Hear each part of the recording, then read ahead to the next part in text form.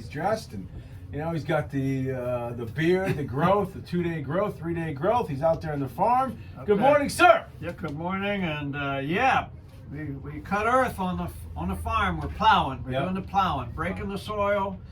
Looking at all the rocks that are coming up, it's amazing. Every year, rocks come up. I don't know where they come from, but that's the big deal. We have to plow the soil, and then we'll harrow it just a little bit. But before we do that, I got to get out there with my boots on and my Carhartt coat there, and some good solid gloves, and walk in front of the bucket of the tractor.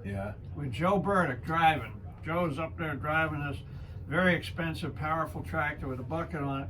And I have to lean down and pick up the rocks and throw them in the bucket. We do tons of rocks. Tons. I'm not saying 100 pounds or 200 pounds. We do tons. The bucket can carry 700 to 800 pounds. We do 8 or 10 buckets, so we do thousands of pounds, which is tons. Now some of them are so big, I can't lift them. Well, what do you do then? Well, I get a shovel and I work it loose in the soil, with sort of levering it, and then he gets the bucket down and pushes into it, and then I tip it in. All right. But you can't lift it. It's 500 pounds. Right. What are you going to do? And he's very good. I got to be careful, because if he makes a mistake with a bucket, I don't have any fingers. I like my fingers. So anyway, so Lee, you got this captain on. I had the captain. Yeah, awesome. I mean, he's the captain from Disneyland, right? Well, down there in Disney. He's down in Mickey Mouse Town. Okay. So he talked a little bit about the Governor DeSantis and the gay bill that's not a gay bill and all that kind of stuff. So it looks like they're going to pull the plug on Mickey Mouse Land and tell them, okay, you gotta live like the rest of America. No more fantasy land down there. You gotta pay taxes, and we're gonna have our building official go in there and say, sorry, this looks like a castle. We don't have a code for castles, so stop right now. No, you can't do that. And this frontier land now, we don't do log cabins anymore. So you're gonna have to get rid of that. As for the transportation of the stagecoach, no, you're gonna have to get internal combustion engines here. That's right. And as for that train that's putting all that smoke out there, bad for the environment. Sure is. Can't happen. You can keep the turkey leg though. Turkey legs are right. The turkey doesn't like the turkey legs, but turkeys don't vote. So anyway, that's cool. But Lee, you screwed up. I know. I heard. You did not answer the fundamental question that everybody of your listenership wants to know. Because you see, your listeners are highly educated. I would agree with that. They're high. You do a terrific job all week long, bringing in these really good guys. They're highly educated, and they're on the cutting edge of knowing what the hell is going on. Sure. Okay, so let's see. You got a Navy captain, right? That's not like an Army captain. It's a Navy captain is sort of like an Army colonel. He's an 06.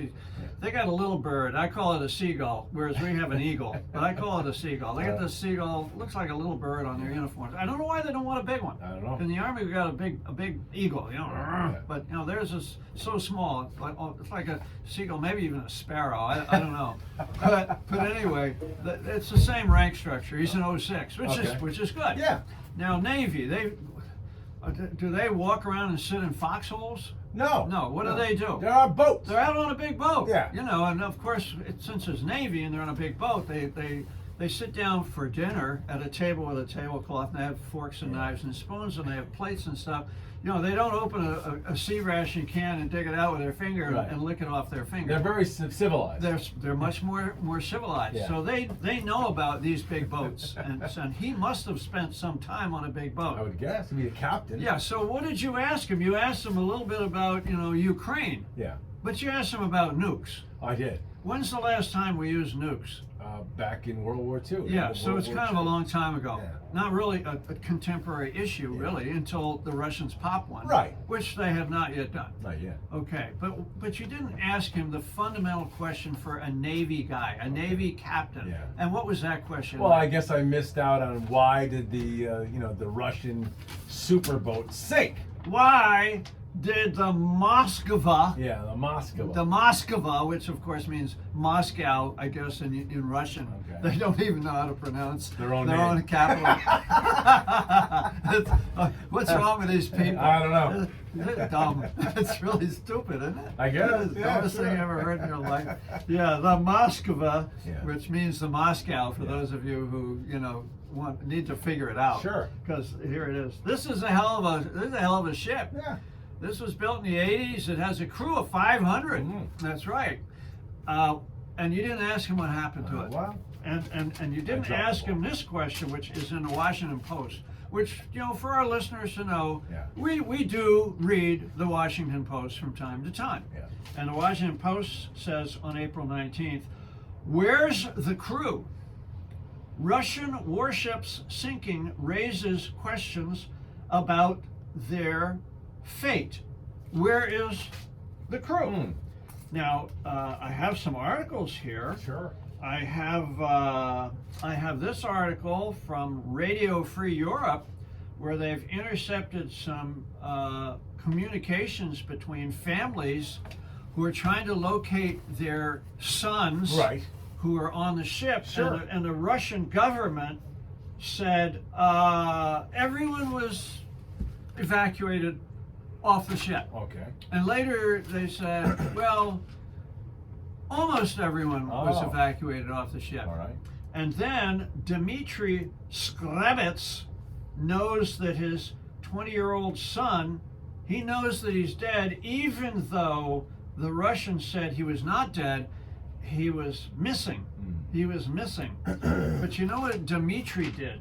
Dmitry lives in Sevastopol.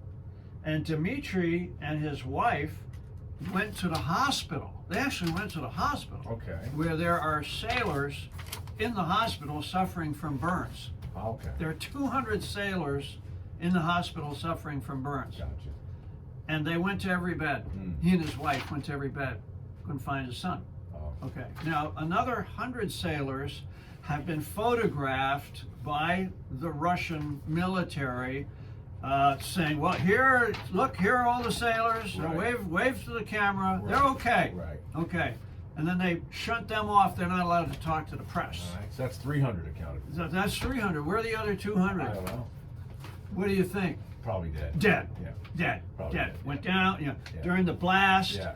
or burns, Yeah. or went down with the ship because it capsized. What did they say? They said it was something funny happened to the ship. It lost its balance. Okay. That's what they said. It lost its balance. Buoyancy? Buoyancy? It lost its going? balance, Okay. but we would call it capsizing. Okay.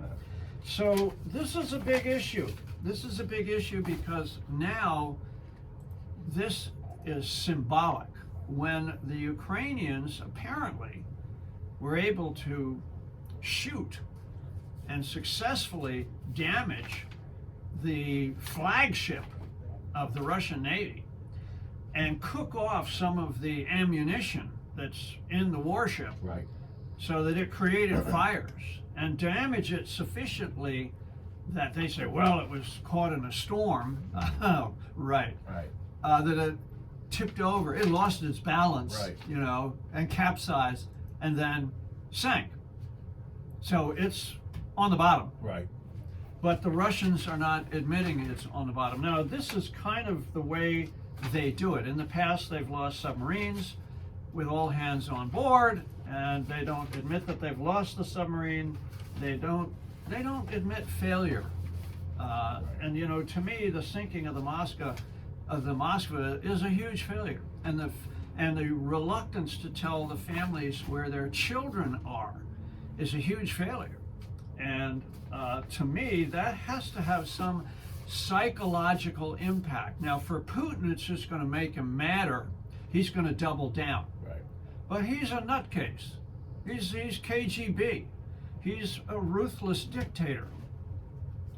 What does the average Russian think? And there are average Russians. What do they think? What are their concerns? What about the parents of these kids? What do they think about all of this? Is this not eventually going to create a pushback that will lead to some popular uprising or movement against this vicious and depraved government in Moscow, led by a KGB guy, or is it they're going to put the butcher of Syria in charge and just continue the slaughter? Right. Well, that's what they're going to do, Probably. and it's not going to be pretty. And there's messages out of Mariupol in the New York Post, headlines: Ukraine's Alamo. Mariupol braces for brave last stand against Russian onslaught.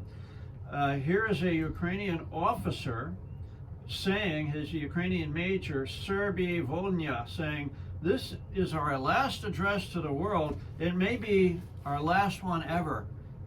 We're going to stick it out." And the story is on page 8 to 9, and they're essentially going to go down fighting. We will never surrender. This will be our last stand. Well, you know, when a people are willing to do that for their country, it should be a rallying cry, not only for their country, but for the world. Just the way the Alamo was in Texas when they went against Santa Anna. What were the odds? Do you remember the numbers? Not very good. Yeah, Santa Ana had 1,500 troops, you know. Alamo had 50 or 60, maybe 100. Yeah, 100. And before the last stand, the commander said, essentially, "Anybody want to leave?" This one guy said, "Well, I'm going to go out to the outhouse." He didn't come back. Yeah. They probably couldn't find a roll of paper. Had to go look for a roll of paper somewhere. But anyway, they sent one guy out as a messenger to say that they were going to stick it out. Right. And they were slaughtered. Yeah. They were slaughtered. But you know, that was kind of like the turning point in the war. They were slaughtered, but the last stand became a rallying cry. And even today, Texas, I guess it is the Texas troopers, provide 24-hour guard on the Alamo. Is that right? You cannot go up there in the middle of the night and spray paint it, put a BLM sign on there. Can't do any of that. Not allowed. You know, even though it was mostly a bunch of white guys, you're not allowed to mess around with the Alamo. Don't mess with Texas. Don't mess with the Alamo. I think that these guys are going to get wiped out. I think the butcher of Syria is an evil man who's committed war crimes. And, you know, for those who say that we care about Ukraine because they look like us, there may be some truth to that. When Syria was being slaughtered, it's hard for Americans to really connect with the Syrian people because they live in an environment and a culture that is different from us. Right. It's different in religion, it's different in social strata, the environment is different, the clothes are different, the language, everything is different. Whereas when you look at these Ukrainians, they kind of look like us. And so there's maybe that sense of connection, which is important. But I will argue that the next fight in Ukraine, the Russians are arming for the next fight in Ukraine. The next fight in Ukraine is going to be headed up by the butcher of Syria. There's going to be unified command. Nobody in Moscow is going to be telling him what to do. He's the commander on the ground. He will do what he thinks needs to be done. Nobody else better second guess him. He's going to be out there running the show. And what they're going to do is they're just going to build up their forces and surround Mariupol and just like a big grizzly bear, Right. just squeeze them to death. That's what's going to happen. Just squeeze them to death. And they're going to focus on the eastern provinces because they screwed up in that lightning strike on Kiev. It didn't work. It was a lightning strike. They had airborne. They had the regular forces. They had a lot of conscripts who thought it was just going to be a cakewalk and they're just going to walk in and the people were going to welcome them. None of that happened. Right. That was a huge strategic error. But the Russians are in a position, geopolitically, they're in a position to work the eastern provinces and to do the slow squeeze on the Ukrainians in those facilities and to link up between Crimea and the eastern provinces. I don't see how that can be avoided. I don't see how it can be avoided. It's unfortunate, but that's I think we're going to shift from what the newspapers refer to as Russia's failure in Kyiv, a defeat for the ages, is going to be a very ugly, very bloody battle in the eastern provinces. And I don't understand why this guy who is recognized as somebody who violates all the principles of war. I don't know why he's still walking around. I don't know why the international court doesn't take somebody like this and his family and lock him up. I don't understand why they don't do that. It's to me, it shows a weakness of will of the Western Europe and the United States of America. We got to take a quick break. Top of the hour. We'll come back more with the Colonel. You guys can call in now if you'd like. 860-464-9490.